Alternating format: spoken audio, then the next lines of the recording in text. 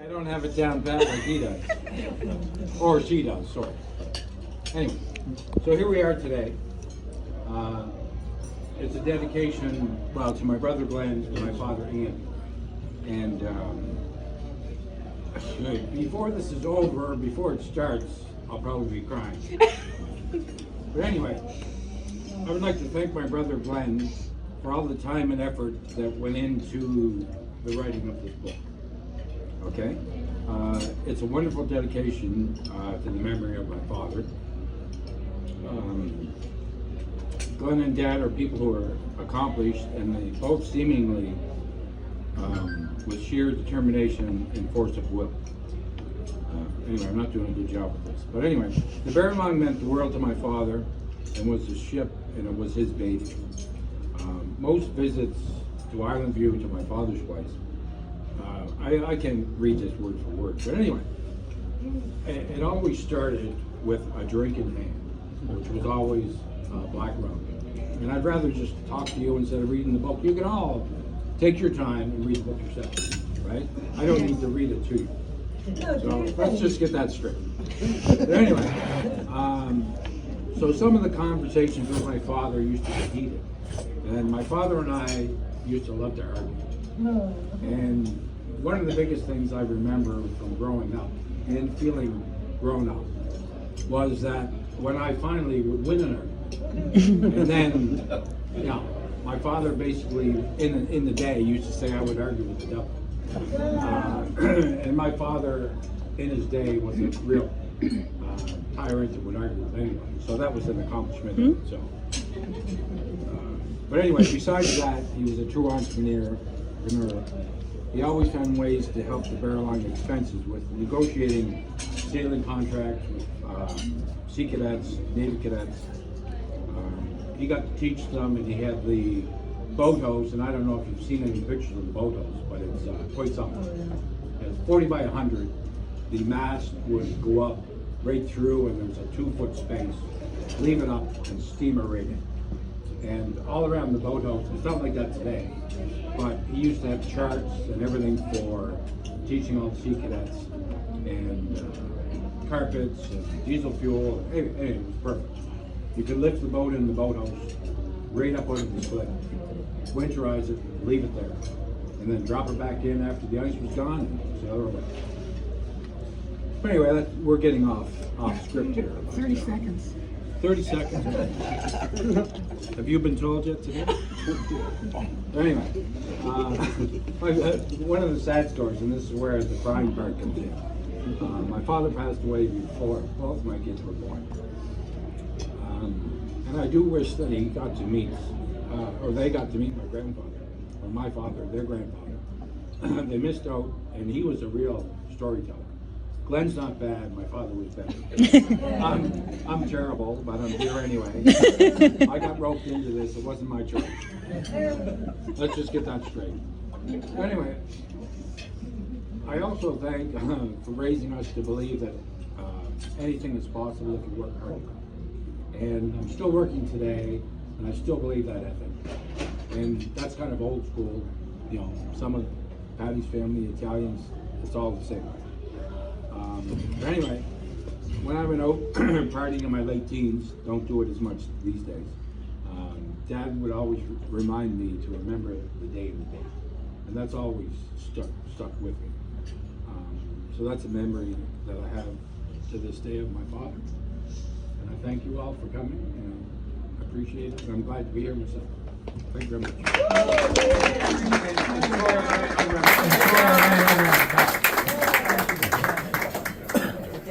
Tonight, yeah. I even have a book to read. Right there, Steve.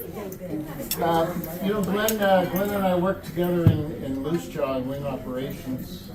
I knew him before then, but very quickly learned to, when he had an idea, just ask how much it's going to cost and stay out of his way, because you couldn't stop him. And it was normally a good idea, and he helped a lot of people. Yeah. But I mentioned I was coming down here. There was a young student that went through Moose Jaw, James Fedovich, Fed, who ended up becoming the command instrument check pilot. top in the Air Force. He almost failed, never got his pilot wings. He was failing, and to this day he says the only reason he became a pilot is they got Glenn to teach him how to fly. So, enough about Glenn, let's talk about his boat.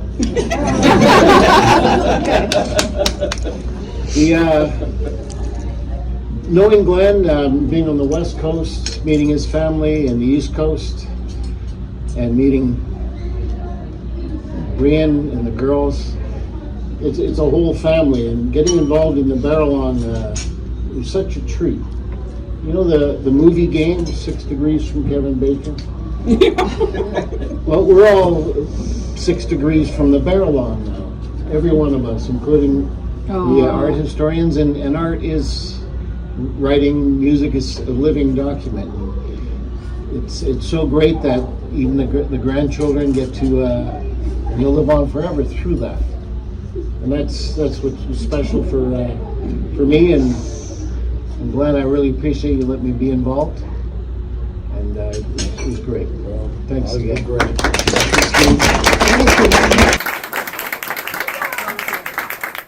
Okay, now we're going to hear from somebody that you all know well. Patty Stott is going to say a few words on behalf of the late, great Ian Stott. Patty Stott. Thank you, everyone. This whole book thing is really a family affair, and Glenn's brother Ian was working on putting his input in, and he had sent Glenn an audio of what he wanted to say, and like 2 weeks later he was gone. He died suddenly, and I'm just so happy that his words are in the book. So it really was a family affair, and friend affair, and finding Elaine was so key to everything that ensued after that. So I won't read you what Ian wrote, but it's in there. I can't read it, I don't think, because I will cry. But thank you, everybody. It was truly like a labor of love, I think, for all of us. And thank you for coming, and I'm glad that hopefully you'll read the book. There's a really good picture of me and Glenn and Barney in there, too.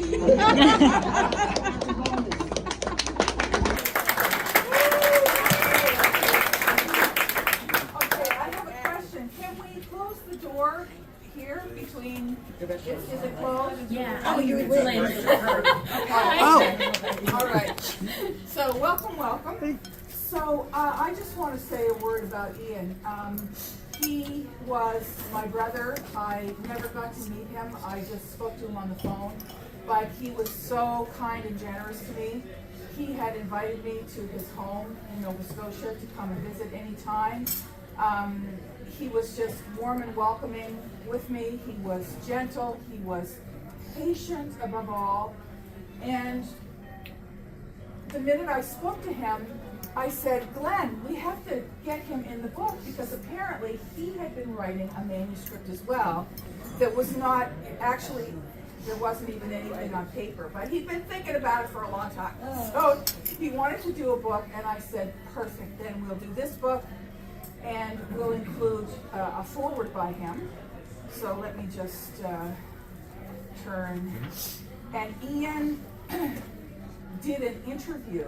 He had a gal interview him and record him and ask the questions. We all had input. He recorded his answers. I took a transcript and then edited it all up for him. And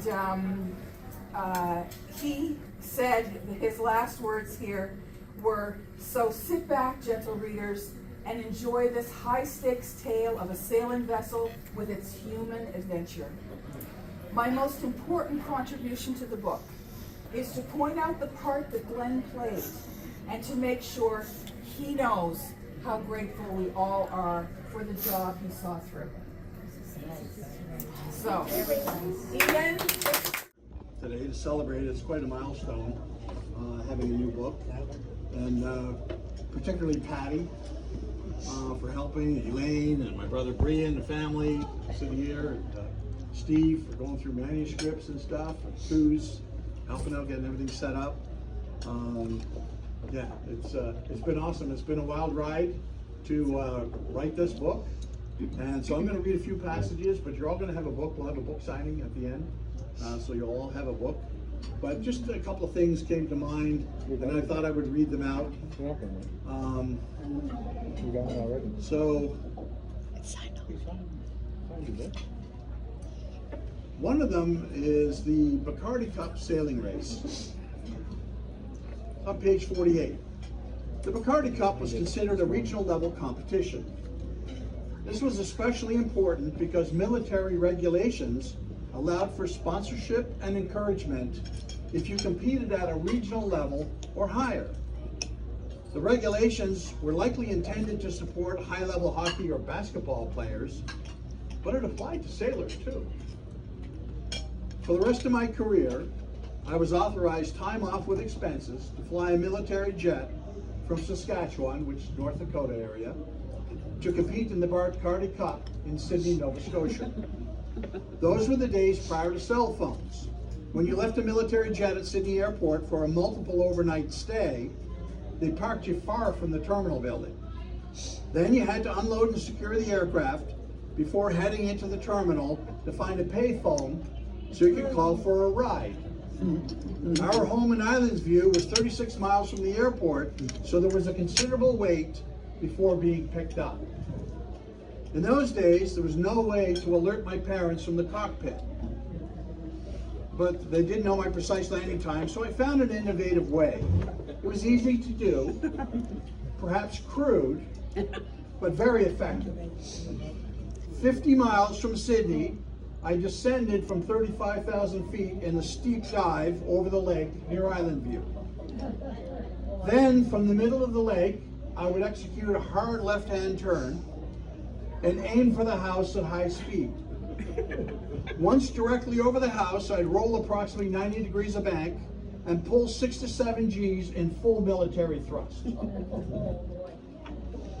Just 2 hard 360-degree turns at 7 G over the living room was easily loud enough to alert the family of my presence, even if they were listening to music. And anyone who ever visited an air show without earplugs can verify that the simple notification procedure was enough of an attention getter to eliminate the need for a payphone and long waits in the terminal. And neighbors for miles around knew I was there too. So I'm going to relate a story that I love, and hopefully I can get through it without laughing, about my brother Brian and the speedboat. Had a couple of antics with the speedboat. But 10 years, in 1975, we were living in Highgate House when Dad arrived home from work and noticed that his new speedboat was not at the dock. He asked, "Where's my speedboat?" My brother Brian replied, "He parked it at Mary McIntyre's house." Dad read him the riot act about responsibility and told him the boat belongs here. He yelled, "Go get my speedboat and tie it up to our dock where it belongs." It was my job to drive Brian to Mary's house and drop him off. Mary lived 5 miles down the lake, so it should have taken less than 30 minutes to get home. After an hour, we all wondered what was taking him. It would be dark soon, so I called Mary and she said, "Brian left hours ago." She added that the boat almost sank earlier that afternoon and they barely made it to shore. They had recently watched the James Bond movie Live and Let Die, with its incredible scenes of boats jumping over a narrow sandbar at high speed. The theory was, if you trimmed up the outboard motor and the boat was going fast enough, you could launch right over the sandbar to the other side. Brian allegedly tried that maneuver several times without success. What he didn't realize was that the abrasive sand and gravel gradually wore a hole through the fiberglass hull. The hole was in the bow, so if you went fast enough to stay on plane, the hole stayed above the water. As the boat slowed down and the bow dropped below the surface, the hole filled with water. At 10 p.m., we called the Royal Canadian Mounted Police and the Coast Guard. They searched the coastline, but there was no sign of Brian. Dad was still out searching when the RCMP picked him up at 2 a.m. Apparently the speedboat sank close to shore, so Brian tied the rope to a tree. It then took him several hours to climb through the woods towards the highway to start walking home. After he arrived home, the search was called off. The next day, he was promptly demoted from the seafaring Captain Brian to just plain old Brian.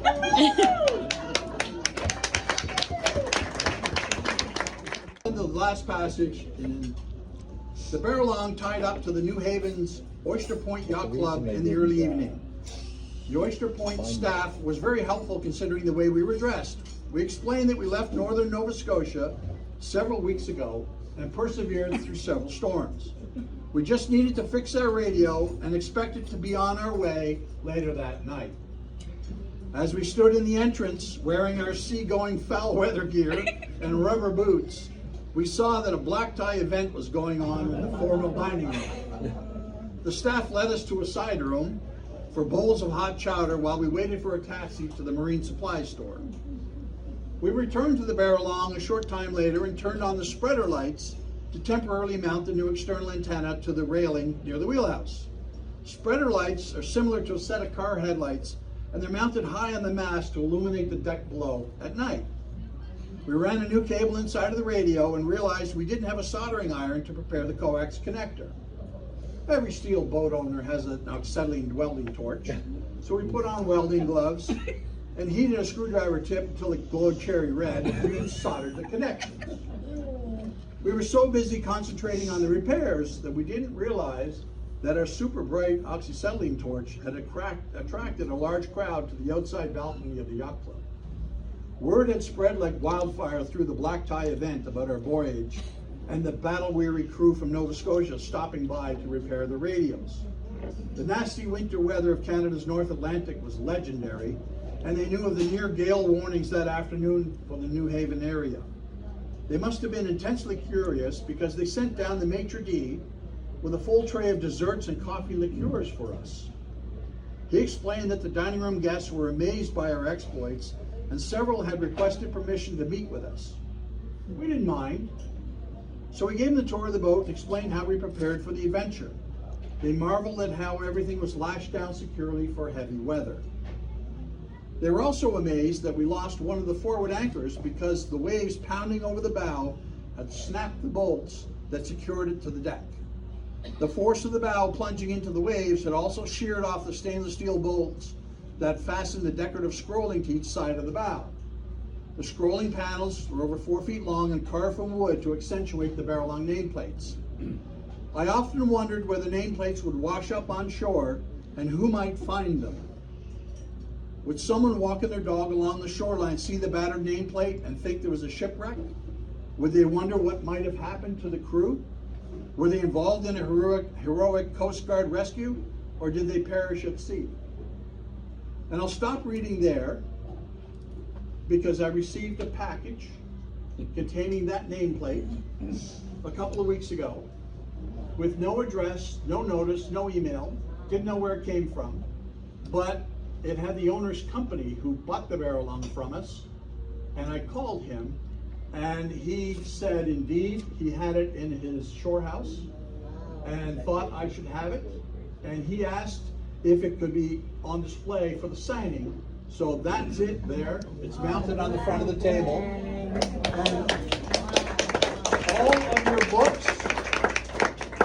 all of your books will have an addendum which was written by him, the new owner, slip in the back. So when you get a book signed, it'll have this addendum, which is after the book was published, and it's written from Rich McLean. It's very touching. It's very nice from his perspective. Is that with the receipt?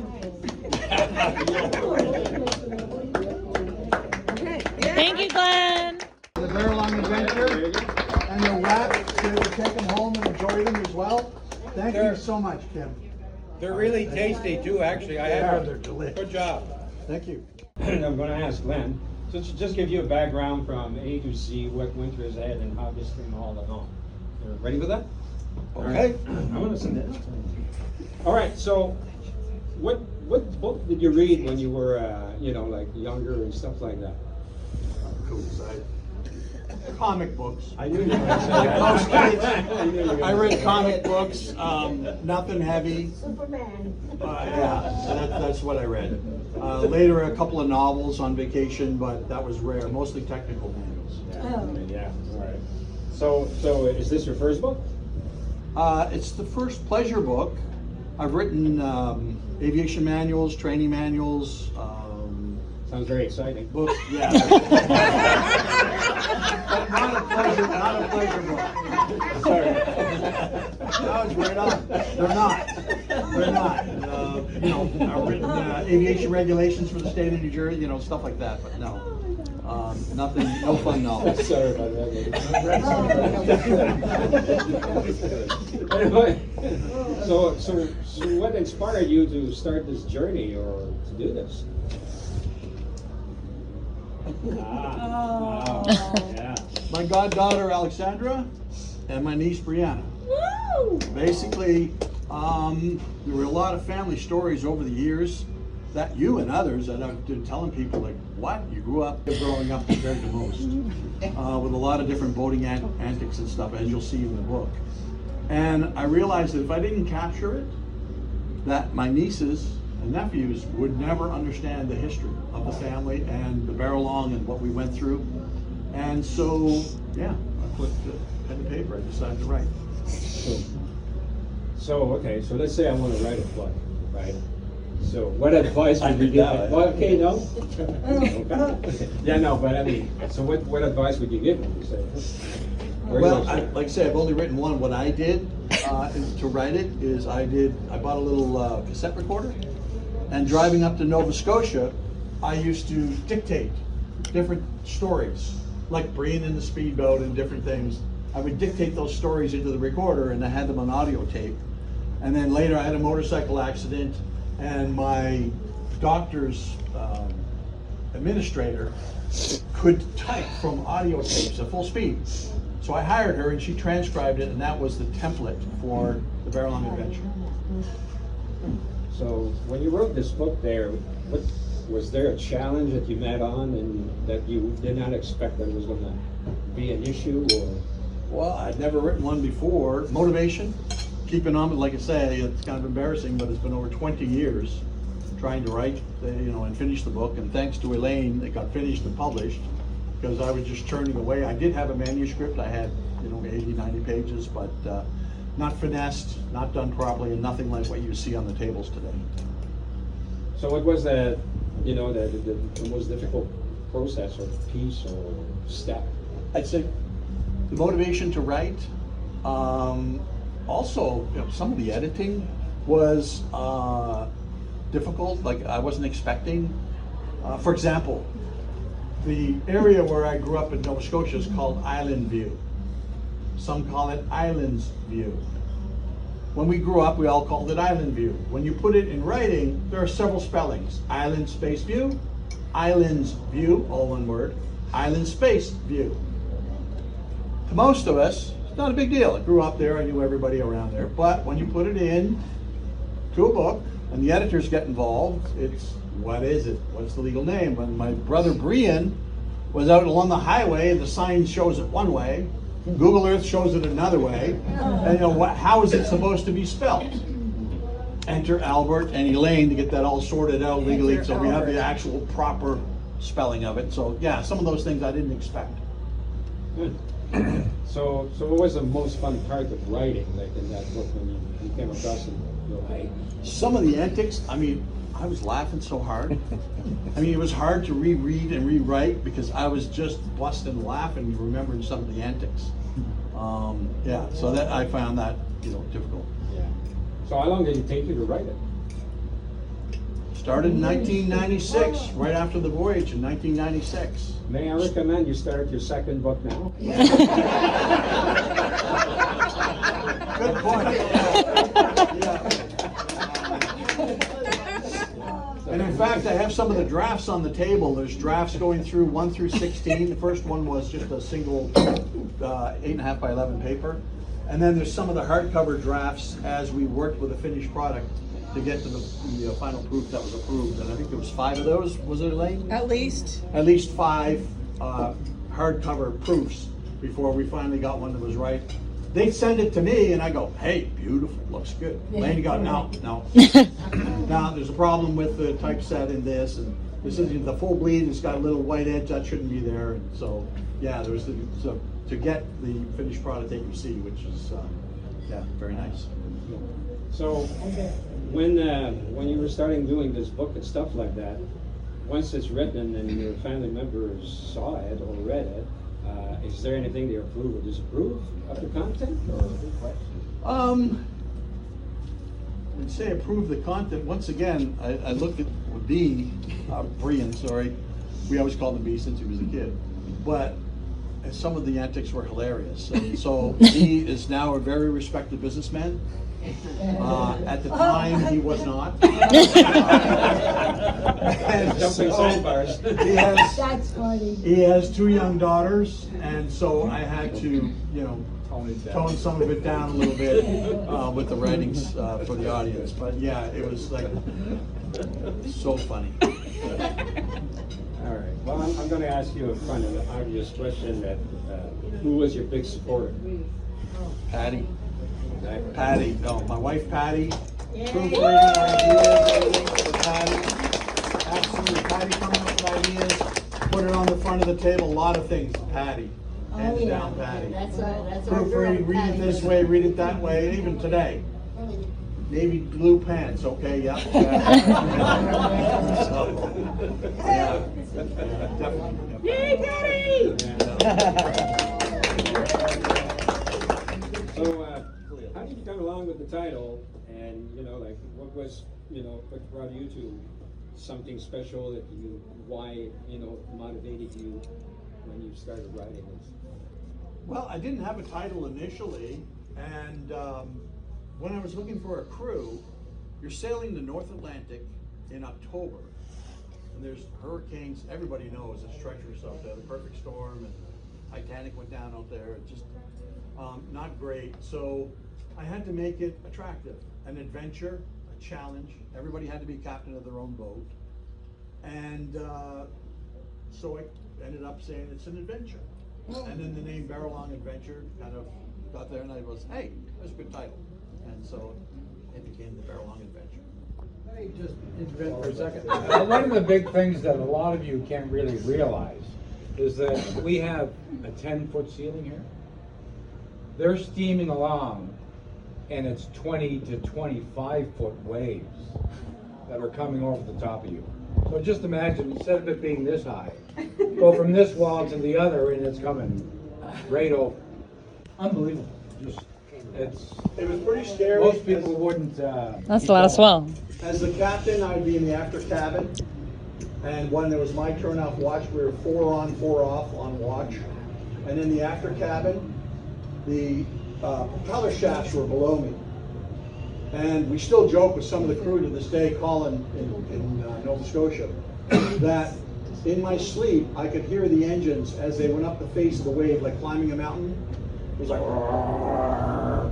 And then when it got to the top and the props come out of the water and it raced down the other side, roar, and down, and roar. And that's what I heard all night as I was sleeping. So you had a good sleep. As you're strapped down, holding you back. Yeah, my first crew were actually strapped to the bunks. A couple of them were actually strapped down so they didn't get hurt. Things were flying around. Yeah, it was pretty scary. Another reason I wonder is, were there any themes or messages that you consciously set out to explore in this book? Any what?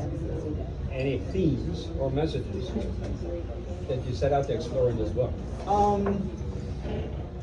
Well, one theme, an unofficial theme, I kind of talked to my brother Ian about this as well, is that the boat almost had its own personality. And it seemed like the boat loved its boathouse, loved its life with the Stott family, didn't want to leave. And every time I tried to sell it or send it somewhere, all hell broke loose, and it seemed like it wanted to go back. 15 seconds.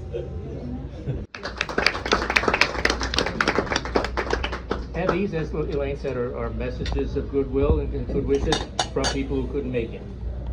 First one, your high sea adventure was some journey, but I'm glad you chose well-experienced teams for both legs. You appear to have handled it well. I was disappointed that you didn't include a photo of your friend Stephen wearing women's pink gym clothing. That would have been a sight to see. I concur. I was trying to fix the date your grandparents, dad and uncle and aunt plus family emigrated to Canada. It must have been around 1950, and I was only 5, so I don't remember very much of that. I do remember being at the train station in Aberdeen with my mom, dad, and other Kilgore relations, all waving goodbye with tears in their eyes and saying we will probably never see them again. Oh dear. We wish you all the best with your book launch party on the 28th of September. Pity we can't be there. All the best. Say hi to Patty. Cheers, Evelyn and Ron Grant, who it says here are your dad's cousin? Yes. Yeah. Dad's cousin's in Aberdeen, Scotland. Nice and loud, Al. Next, much for sending the book to me. It was absolutely amazing. What an adventure. What a vessel. What a skipper. The Barralong Adventure is a great story, the sort you can't put down until you've finished it and then read it again. It's a perfect combination of Glenn's many talents and achievements. His respect and admiration of his late father, Ian Gordon Stott, is very clear in the 4th chapter. Barralong was a strong boat, bought by a strong man. Family and friends were delighted to read it. There have been lots of comments and all good, and all of them good. Hope the launch of your book goes well, and I'm sure it will. Enjoy every moment. What a super read. Love, Irene Robertson in Macduff, Scotland. And this is also your dad's cousin. Yes. Next up. Just read the first half of your book. I couldn't help but cry, both sad and happy tears. I wish every day to have known Grandpa and hear his stories. Thank you for doing this. You are an amazing writer. I will be forever grateful for this book. Love, Brianna Stott. Who is here? Who's here? Last one. Medical circumstances prevent me from traveling to join you in New Jersey, but I will be there in spirit. I'm glad you received and knew you would appreciate the cheek plate. It is indeed the original, which I removed when the hull was being restored. It hung in my creek room at our river house for many years, and though it's time, she went back to the rightful owners. I noticed your book referenced the loss of the other plate during the storm, so this adds to the story in one small way. I thought it would be a good display at your signing table. You can certainly read my email at the launch party, but I hope to send you a bit more for the story. Rich McLean, the new Barralong owner in Richmond, Virginia.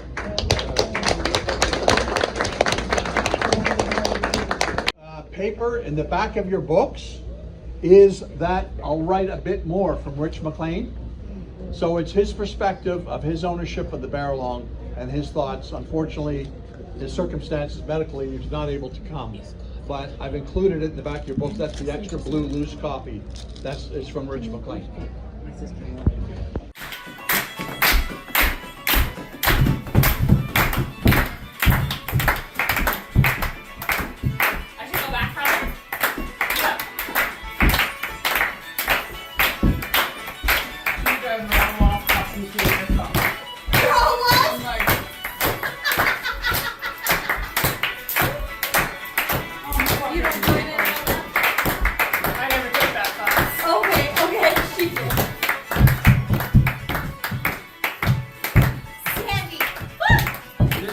Practice presents. That's what she was for. Remember the practice presents? Oh, yeah, when she was... To the people, what do I say? The proudly practice presents and become Dancing girl! dancing girl. Take a toast. There they go.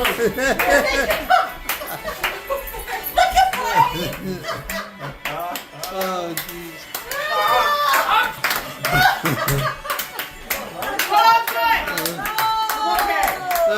Take a bow. You're okay, you're okay. Okay, you still never took a drink and passed the ball around. You think I didn't take a drink of this? I'm the only one that drank this. I